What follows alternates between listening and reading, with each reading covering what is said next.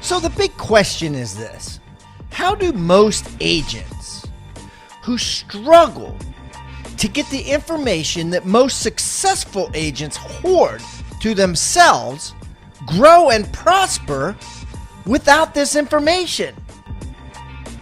That's the big question, and this video cast is the answer. Welcome to Real Estate Rockstars. I'm your host, Pat Hyben. And now, for the review of the day. Okay, here's a letter I got in the mail. Yes, people do type letters now. Still, which is a great idea. From Patrick Keller at Indy Home Experts in Plainfield, Indiana. Pat, my name is Patrick Keller. I'm a broker out of Indianapolis who wanted to share something with you.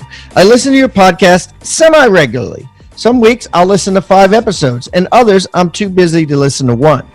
But I do find the content in them very educational and inspirational.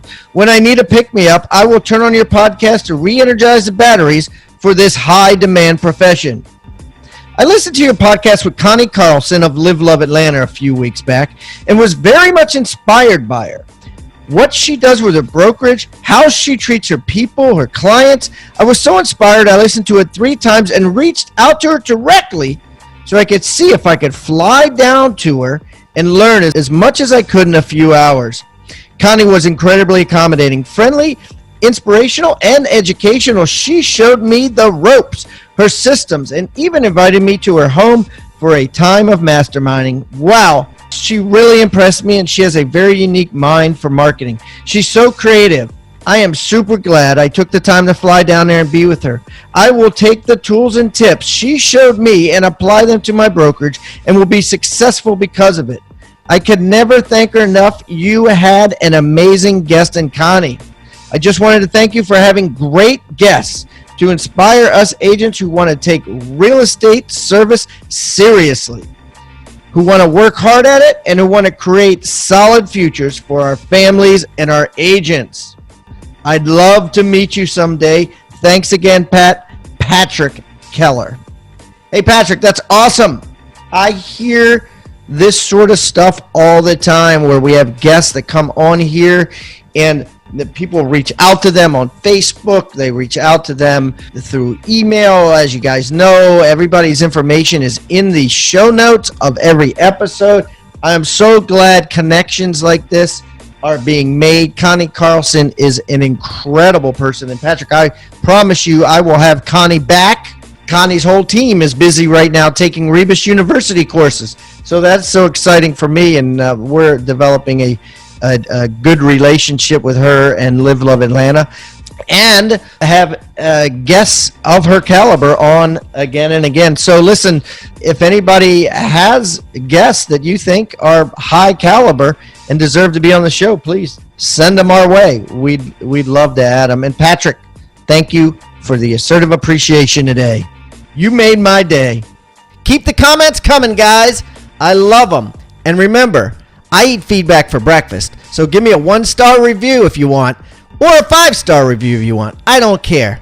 And the more reviews we get, the better guests we get.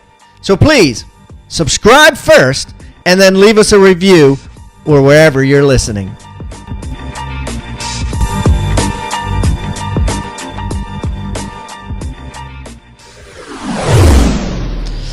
All right, guys, man, we have a super special guest today that I'm really excited about. Mr. Christopher Lochhead is on the line. And you might not have heard Christopher in the real estate circles, but he is certainly an expert on marketing that real estate agents or any agent, salesperson, business owner would be involved in. And Chris has written a book called Niche Down. And has a lot of coaching clients that are agents and or former agents. And I asked Chris to come on especially because we had an incident, let's call it, with a recent episode. And it wasn't an incident. I mean, it was, I encourage these types of incidents. But we had a recent episode that you probably heard with Jenica a few episodes back. You guys can just scroll down and see. But Jenica came on, and she basically out of Tacoma, Washington, and she said that she has a niche, and her niche was massively liberal people, right? People that believed in liberal causes. And we talked about how her business has exploded once she became that niche, and how other people out there, other brokerages or brokers and or managers are training their agents not to niche down. They're training their agents to generalize, to not talk politics, to not talk religion, to basically, in Jenica's words, sell their soul for $1.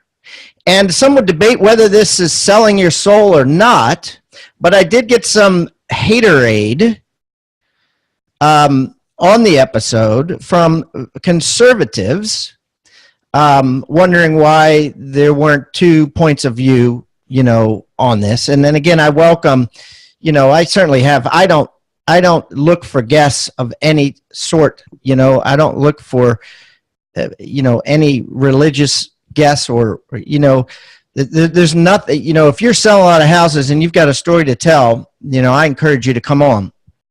And so it didn't offend me, or it didn't hurt my feelings.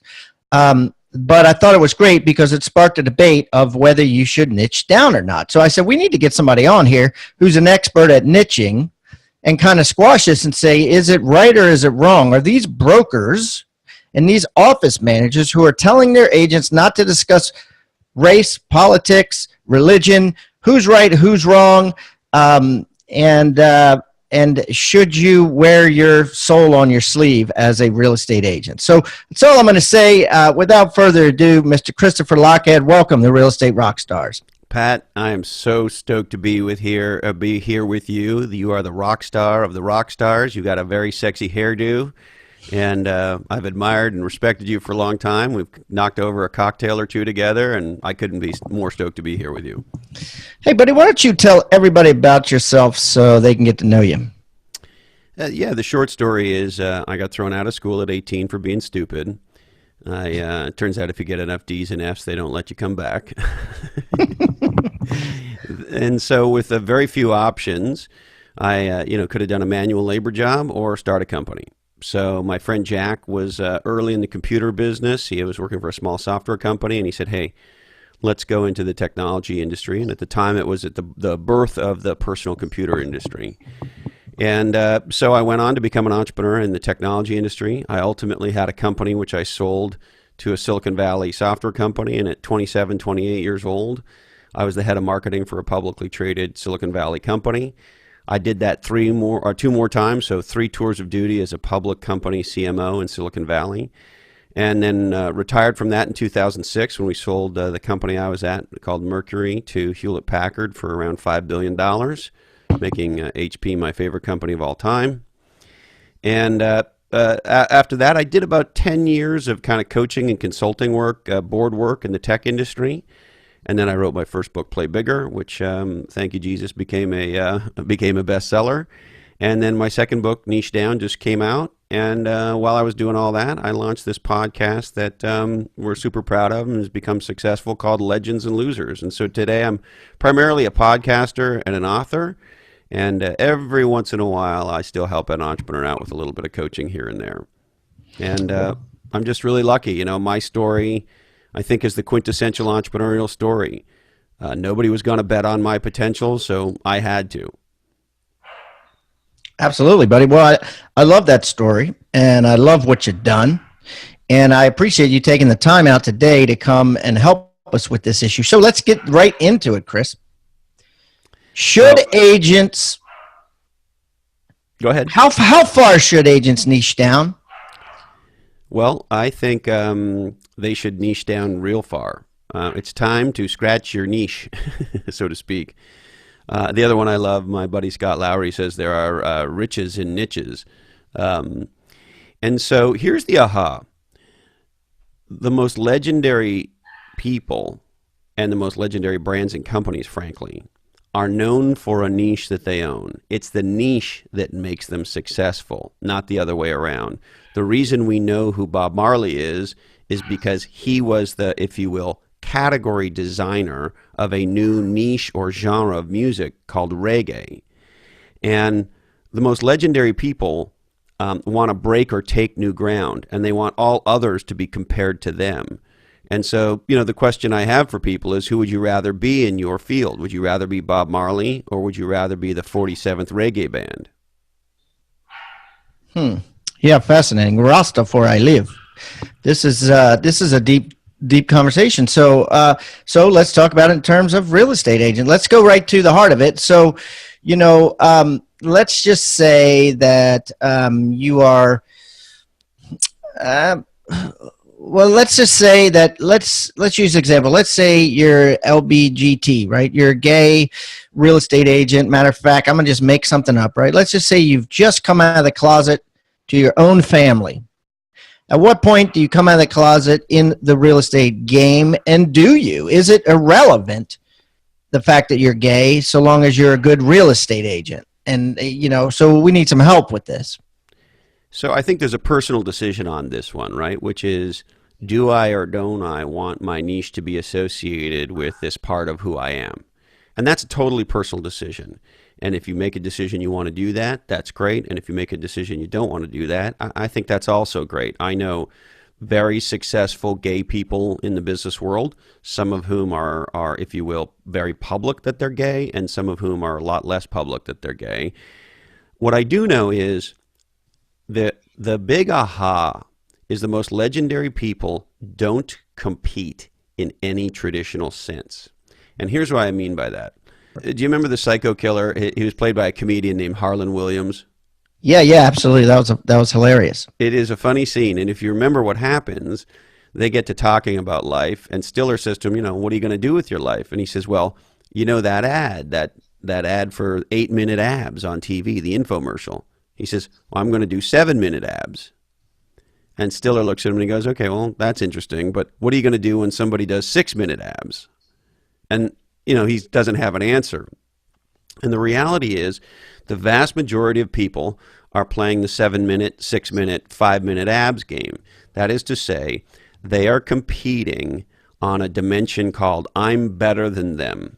And invariably, that's a race to the bottom. It causes price erosion for sure, because you're not differentiated. And so legendary realtors differentiate themselves. And I'm going to have to listen to this Jenica episode, but I think what she's done is brilliant. Not because I love that she's liberal, or I'm not somebody that identifies myself with one party or another per se, but she has made a decision that she is for a certain kind of person, and she is going to differentiate themselves. And remember, the word differentiation, the root word is different. And so the big aha is success in business is not about follow your passion. It's about follow your different. What makes you different? And in specific, what problem do you solve that's different? And why does that problem matter?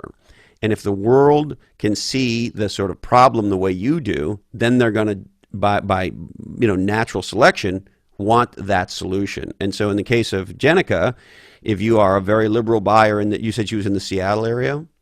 Yeah, Tacoma, Washington, yeah. Tacoma. Then, if you think that Bernie Sanders or whoever is awesome, then maybe she's your realtor.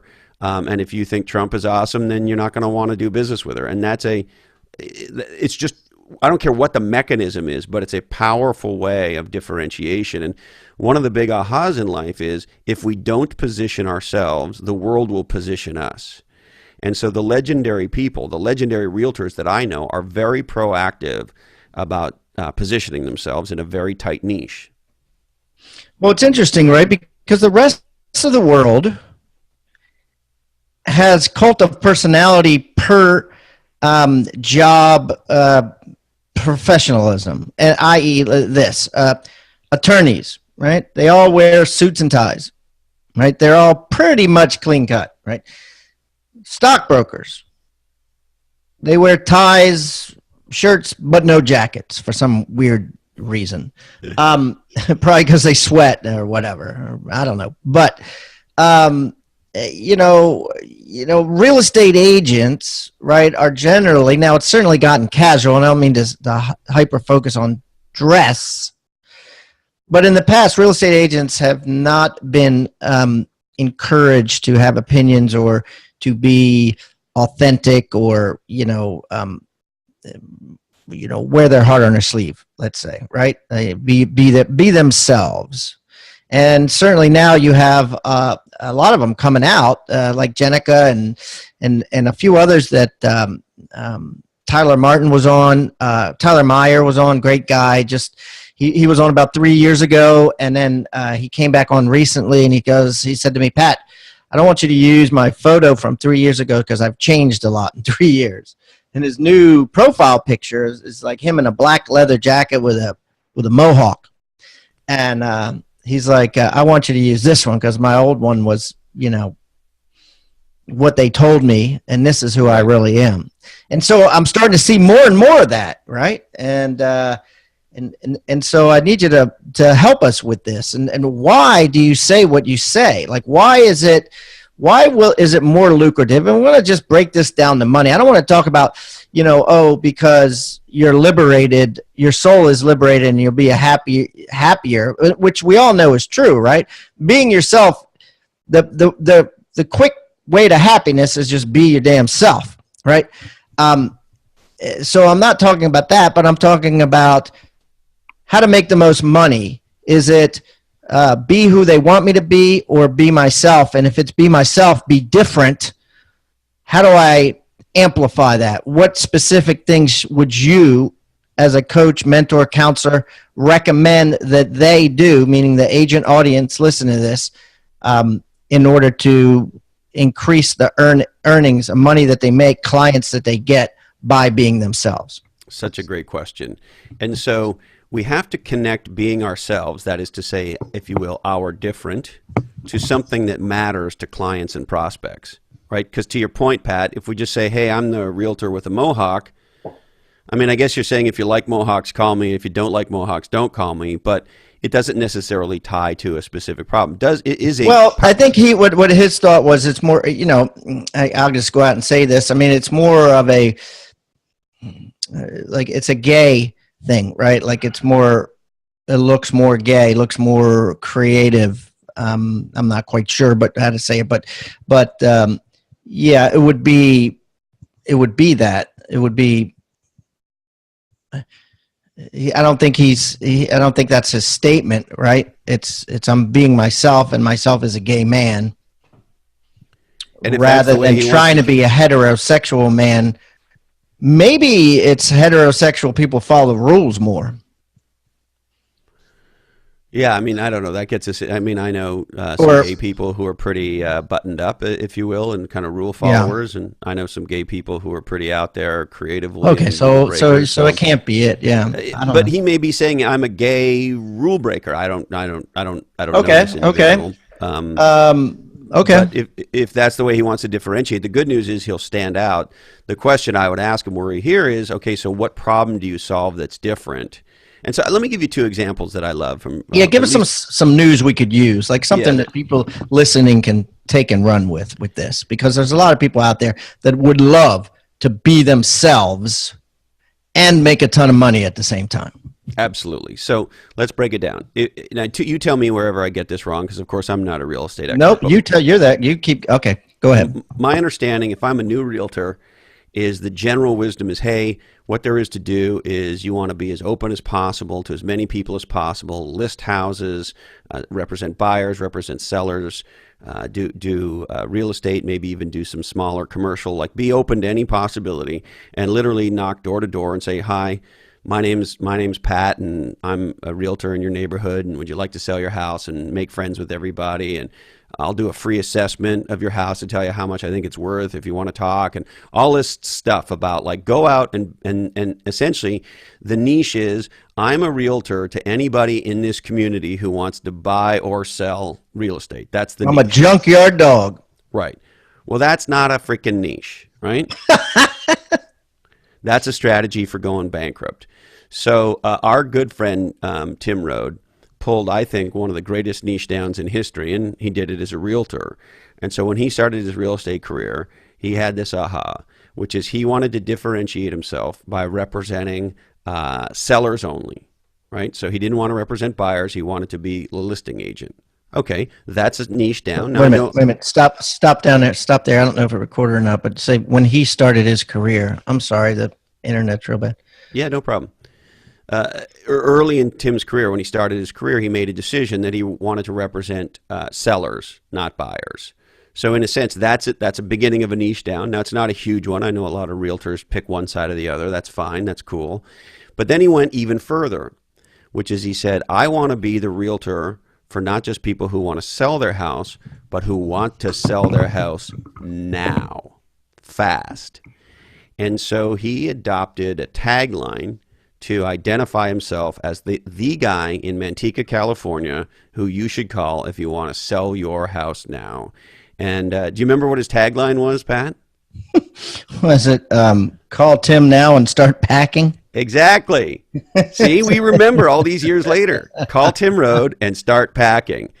So his niche not only was sellers, but it was sellers who wanted to sell like ASAP and, not have to deal with the BS of putting it on the market. Right. And if you were one of these people who you just thought your house was worth a lot more than it was and you were going to price above market and he thought that was going to elongate the sales cycle. And, in other words, if he didn't think you were serious about selling your house now, he would refer you to 3 or 4 of his competitors. And he tells me that those 3 or 4 competitors to this day still hate him because he sent them all the looky-loos.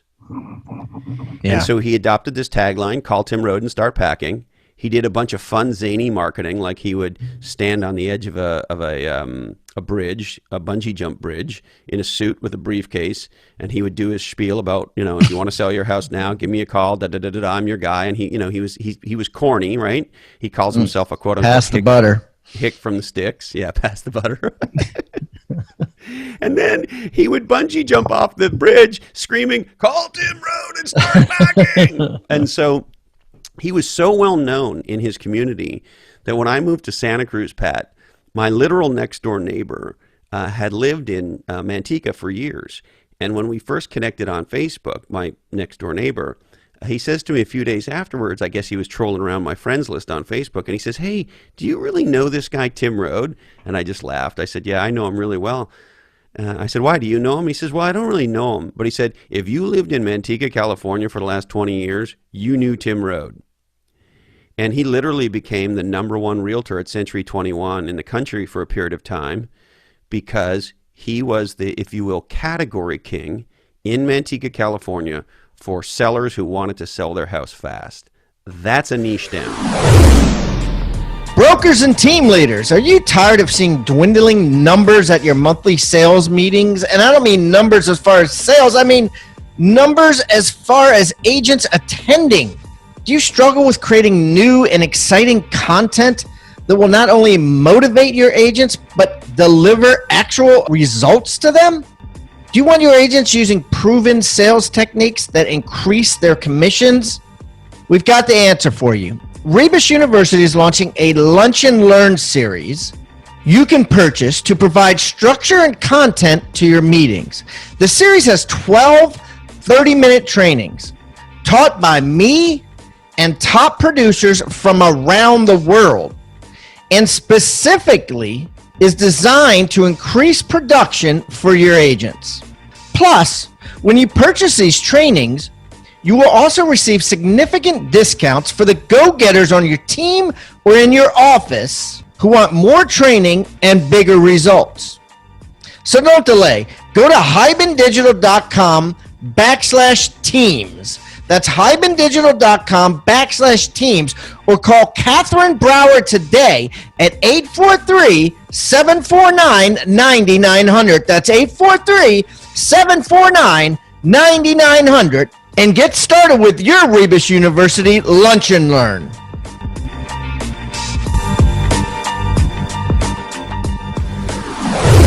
That's it. And the thing is, right, so Tim had to have the guts to turn down all other business, which is hard, right? It is hard to do that, Chris. Like Yeah, especially in the beginning, you want to talk politics, to quote George W. Bush, sometimes it can be hard to keep food on your family, right? And in the beginning, you'll do anything for money. And look, I understand that. You got to make the rent. Wait a minute, But the that doesn't make irony sense. is, Sometimes it's hard to make food on your family. he said to put food on your family. You remember when he said sometimes it's hard to put food on your family? Oh, no, I don't remember that. But okay. I miss good old George W. because he said some funny shit. Anyway, so I understand that. In the beginning, maybe that's super tough, but there will be no repeatable, scalable. Here's a simple example. When somebody says, hey, let me tell you about my buddy Pat, the realtor. He's an awesome realtor because what comes after the because is the most important thing. And legendary realtors are proactive about telling people how they're different. And I don't care whether you're differentiating on your mohawk or on your politics or on I only represent sellers and I only represent urgent sellers. Some represent on their style. I have another good friend who's in the top 5% of realtors in the Lake Tahoe area. His name's Matt Hansen, and he's a good friend of Tim's as well. Wonderful guy. And he doesn't have as sort of a tight a niche down as Tim did, but his tagline is, with me, it's personal. And so there are a lot of realtors who are go, go, go, and fast, fast, fast, and bam, bam, bam, bam, bam. He's a much more relationship-oriented guy. He takes time to get to know you and what your goals are, and he develops a lot of friendships with his clients.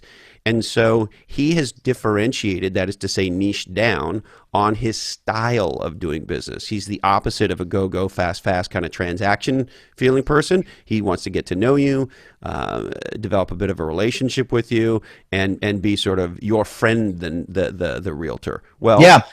I talked to a guy recently on the show, John, who was like that, and that was it. Like he goes, everybody I sell a house to is on my Facebook, but no one I don't know is on there. No other real estate agents and stuff like that. He's like, because everybody I sell a house to or work with becomes my family. Like I get invited to weddings. I go to funerals. I become like the adopted member of the family. Yeah. Right. The other thing for Matt, because he lives in a part of the world where a lot of his buyers and frankly sellers are second homeowners, because it's in the Tahoe area. I don't know what percentage, but I would guess a meaningful percentage, maybe even more than or not, probably the case. And so if you're a buyer, and this was the case for me, this is how I met Matt. He was my realtor. And so I had 2 failed attempts with other realtors in the Tahoe area who were kind of idiots. And so I met Matt, and he had a real gentle, easy style. He was clearly incredibly knowledgeable. But here was the other interesting thing. When you're buying a vacation home in an area that you don't know very well, you kind of want friends there who can kind of help you get to know the area. Exactly. And so he sort of became almost like my personal concierge in a way of saying, oh, you like to ski? Oh, maybe if you like this kind of skiing, maybe you should go here. And oh, you like to mountain bike? Well, maybe this trail and that trail. And so he sort of was my first welcoming person into a new community for me. And so it might not sound like a very significant niche down, but it actually is a very thoughtful one. A, it fits his personality, and B, because of the market that he's in, there's a meaningful percentage of buyers and sellers who don't live there full time, and having somebody who's very personable, very knowledgeable, knows where all the best trails are, all the best restaurants are, if you have kids, how you get a good babysitter, and whatever it is you need, he can kind of welcome you to the community, right? It's a very powerful niche down. No, I agree with that 100% because when my wife and I bought our house here in Folly Beach, South Carolina, we weren't planning on moving here, right? It wasn't even a stop on our tour. We were planning on moving south, but we had about 6 realtors set up in different towns, and we drove through here.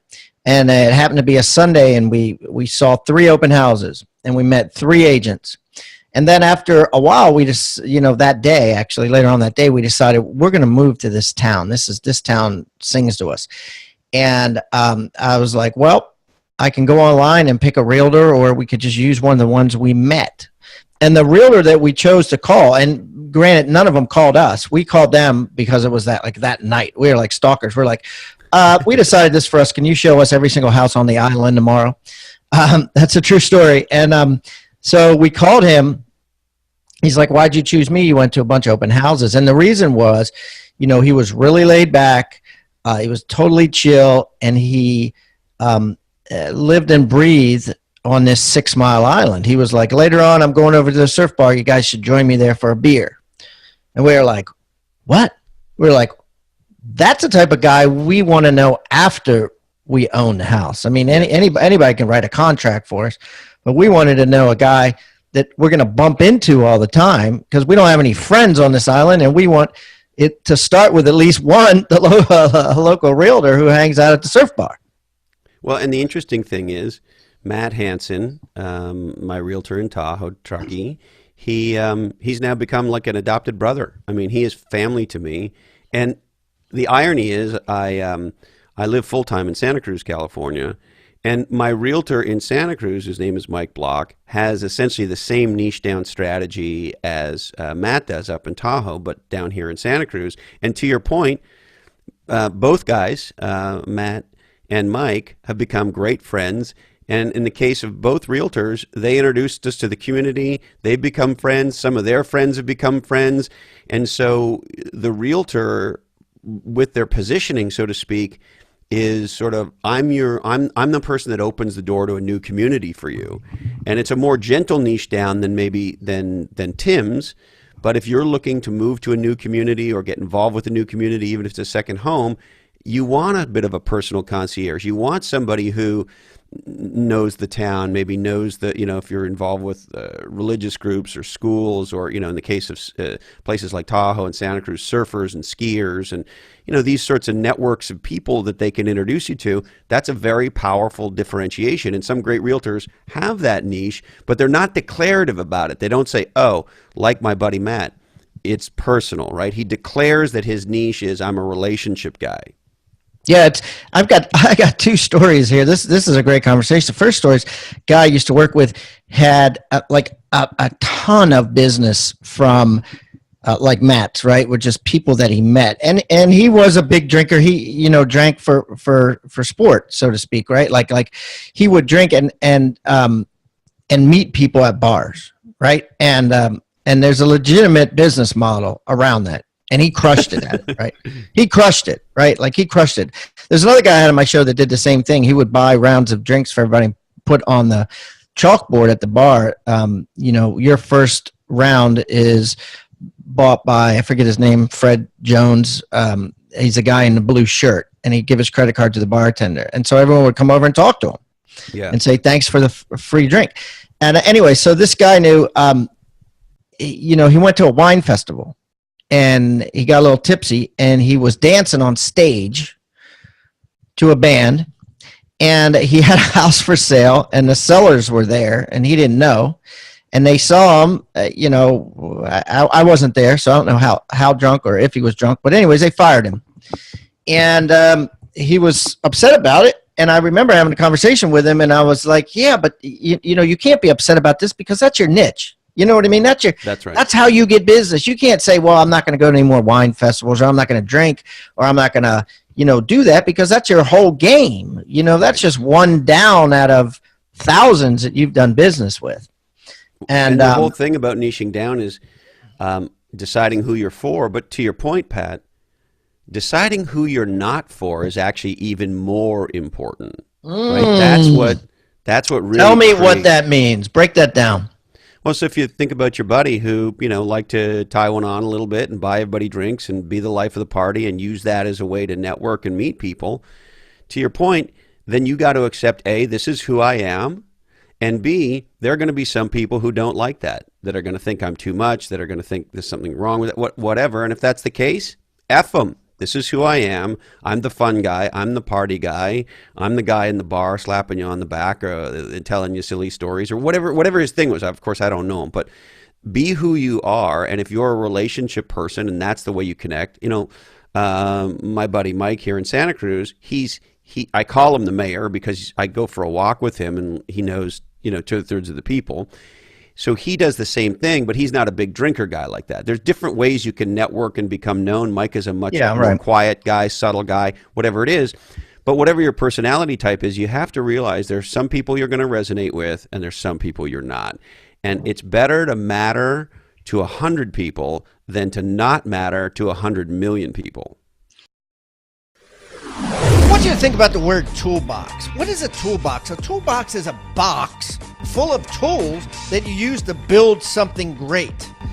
At Real Estate Rockstars, we've created our own free toolbox. So everybody that comes on the show as a guest brings a tool with them, and we plow them all into this toolbox, and we give it away for our viewing audience to basically use as they wish.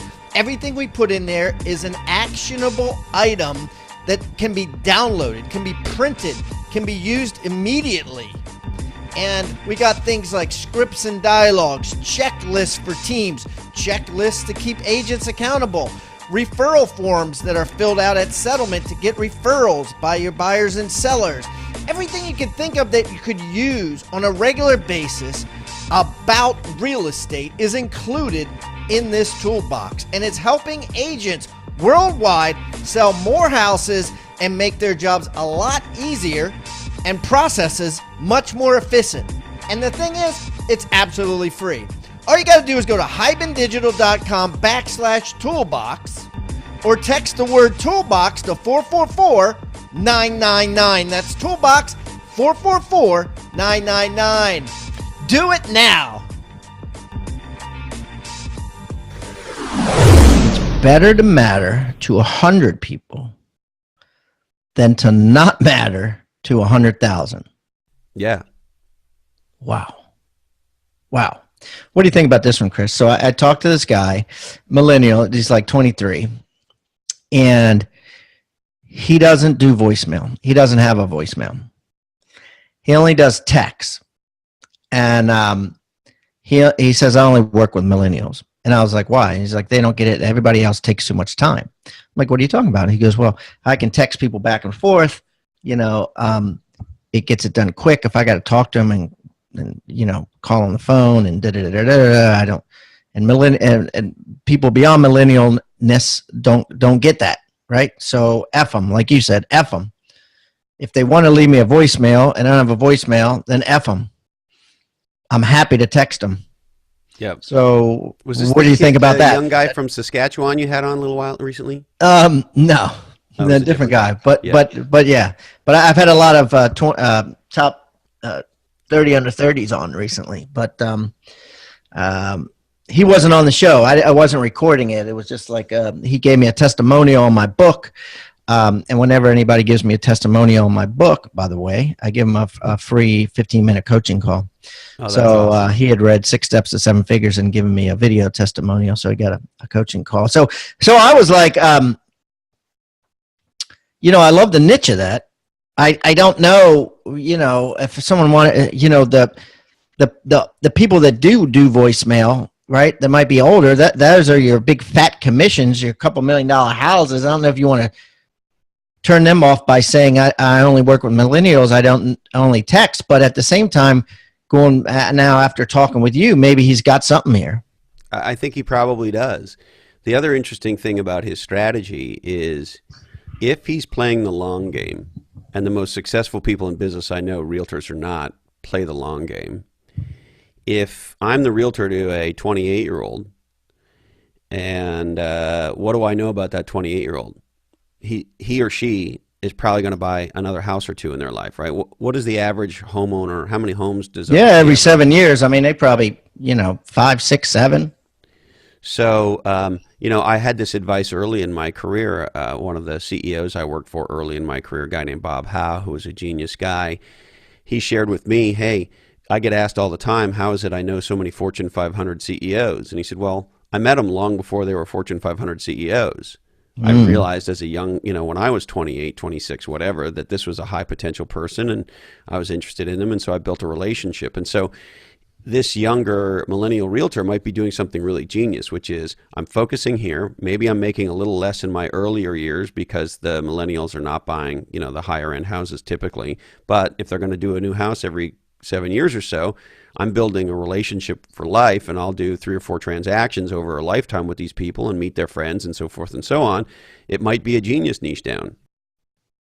What are some other niche downs that you think that salespeople or real estate people can do? What are some other examples? Let's say there's people out there listening like, I'm so ordinary.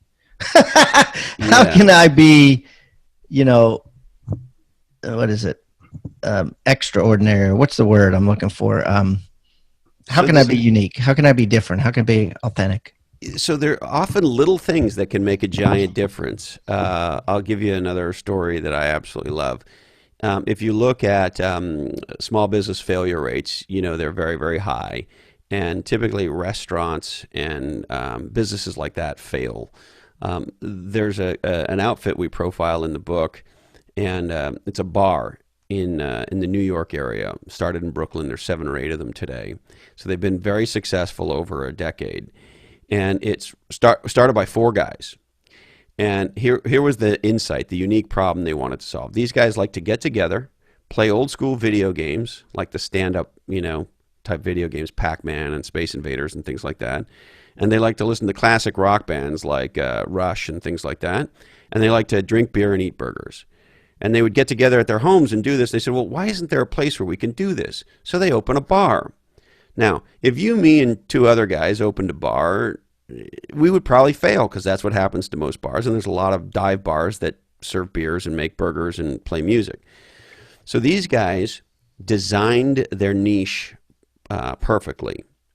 They told people that they were this is their tagline today, the original arcade bar. So they differentiated themselves on the fact that they had all kinds of old school video games in them. And then they tied their brand to their niche. So they called the bar, instead of, Pat and Chris's bar, they called it Barcade, with the tagline, the original arcade bar. And so there's a million dive bars out there, but they planted a flag on video games. And yes, they have great beers, and yes, they have burgers, and yes, they have all the stuff. But if you want to go and listen to classic rock and video games, you go to Barcade, and they've been successful. And it's not a grill, right? Or a, cafe or whatever. It's a bar. I mean, right there, it's like, okay, we're a bar. Don't expect to come in here and get, filet and tuna, right? Yeah, this is a dive bar. Burgers, beers, stuff like that. And so you can differentiate based on your style. With me, it's personal, Matt Hansen. You can differentiate based on the kind of client you want to serve. Tim Rode, call Tim Rode and start packing, or Jenica, if you're a left-wing liberal, I'm your gal. If you like Trump, not so much. Hit the road. Yeah, she actually said that if someone came into her office with a "Make America Great Again" hat, that she would kick him out. That's something I would never do. But it's still, from a purely business point of view, forget whether you agree with her. No, but yeah, no, right. I'm not saying personally. But I think it goes to your point, right? Niches. She knows who she is, and she knows who she's not. And then you can also niche down even further. I mean, you could say, I'm the realtor that specializes in, I don't know, maybe homes under $500,000. Or I'm the realtor that specializes in homes over $2 million.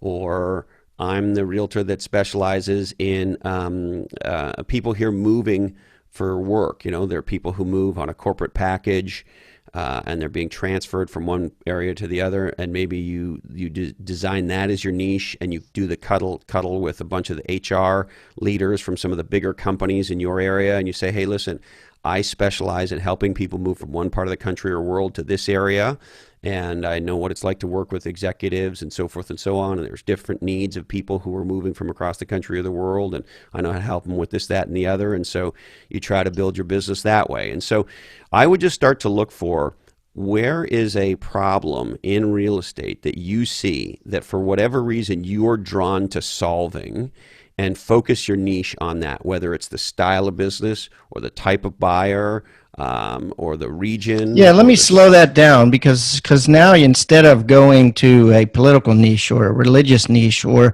a gender, whatever you want to call it, a gender preference niche, sexual preference niche, you're going to a niche in solving a problem. What are some problems that could be solved for someone who's saying, hey, I'm ordinary, right? I don't stick out in one way or the other where I can say my niche is how I'm different.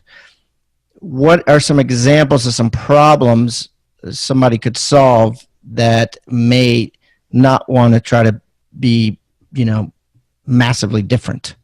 Well, here's a simple example. Let's say you were somebody who was very family oriented and maybe younger children oriented. And so you say, I am the realtor for people who have younger children and are looking for a family home. And so I'm the family home realtor in this neighborhood. You could even niche down further and you could say, I'm the family home realtor for people with larger families. So if you have 3 or more children, I'm an expert in how to find you the right place or to list your place and get you into a new place, whatever the case may be. And so you could niche down based on a different type of buyer, in this case, a family buyer. You could also do the same thing. You could say, well, I'm the specialist for empty nesters. If you are somebody that is probably scaling down, I've heard from realtors that a lot of people who are in midlife, whose kids are off to college and this kind of thing, they want to move from the family home that's maybe a little bigger to a smaller place, but yet they still want some room for their kids to come visit, and maybe they have grandchildren, and so maybe their needs are different. So maybe I'm the expert for new empty nesters who are changing what they want to do in their lifestyle, or I'm an expert for new families. You just had your first baby, and maybe you're planning on some more, and you need a place that's can expand and has good schools, and so I'm an expert in that. Etc. You could say I'm a realtor who specializes in working with executives. Executives are very time constrained and they're busy and they have all these things to do, and so maybe you specialize there. Or you could say I focus on entrepreneurs. I'm an entrepreneurial realtor and I want to help other entrepreneurs make their dreams come home. You could be a realtor. And you could say, like, entrepreneurs always have very, very difficult tax returns, right? Because they write everything off or they spend all their money on new ideas. So you could say, I'll help you through that process, help you get your loans through a self-employed person, right? Absolutely. Because some of us who are entrepreneurs, we don't have typical W-2s and loans are funny and, et cetera, et cetera. Exactly. And so moms, I know Karen Cooper and her partner recently came on. Both of them came on, and they both own a company that is 23 women.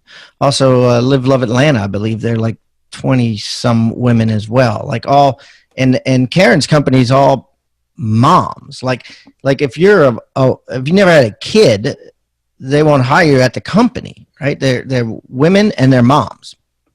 Very, very powerful differentiation. And you could even niche down further if you wanted to. You could say we're primarily for single moms, because single moms have even further. Yeah, that would be a brilliant one. I think that single mom real estate. I mean, I think you could do that. Now, at what point, I know you're not a lawyer, but a lot of people out there are thinking, at what point does it become illegal, right? At what point is too much of a niche prejudicial or goes against some law? Or, do you have any insight into that? Yeah, I think if you're going to niche down in this regard, you want to do it in a way that's smart, right? Just because I'm the realtor for single moms, if that's my niche down, it doesn't mean I'm against or racist towards, non-parents or non-moms or anything like that. It's just my area of expertise. And so I think we can explain to the world, explain to the marketplace, hey, listen, if you use this example, single moms have typically a certain set of needs that are somewhat different from other types of parents or people who are non-parents. I specialize in that area. So when you walk into my office, if you're a couple with no kids or you're empty nesters or you're any other demographic other than single moms, I would say to you, hey, Pat, hey, thanks for coming by. Just so you know, my expertise is primarily single moms. Based on what you just shared with me, I have this great friend, Mike Block, who's an awesome realtor, who's probably more attuned to the kinds of things you're looking for because it's outside of my area of expertise. Yeah. Yeah. I mean, of course. I mean, it makes sense. Riches in the niches. I think it's easier said than done, but I'm hoping this interview and this conversation will, give people the courage to, liberate themselves and be themselves and figure out what their niche is. And like you said, figure out not only who they are, but who they are not. Amen. Hallelujah. And the thing I would tell you is if your positioning strategy, your niche strategy is I'm the realtor for everybody in my area who wants to buy or sell a piece of commercial or residential real estate, you do not have a strategy. And here's the irony. It's the niche that makes the brand. Everybody gets told to build their personal brand. Personal branding is BS. It's the niche. And here's my proof for it. Pablo Picasso was a great painter. And if you look at his early work, it's just nice landscapes and pretty ladies and whatever. And he was very talented at it, but he was one of a zillion. It was only when he started using bright colors and squares and painting the boob where the ear should be and doing all the wild stuff that people started to notice. And at first they look at it and go, this looks like the work of a drunken 8-year-old. And he says, no, that's where you're wrong. It's a new style. It's a new category of art called cubism. And if you go look at his Wikipedia page, at the very beginning of it, it says he was the leader of the Cubist movement. And so my assertion to you is the reason we know who Picasso is not because he designed legendary paintings. He designed a legendary niche.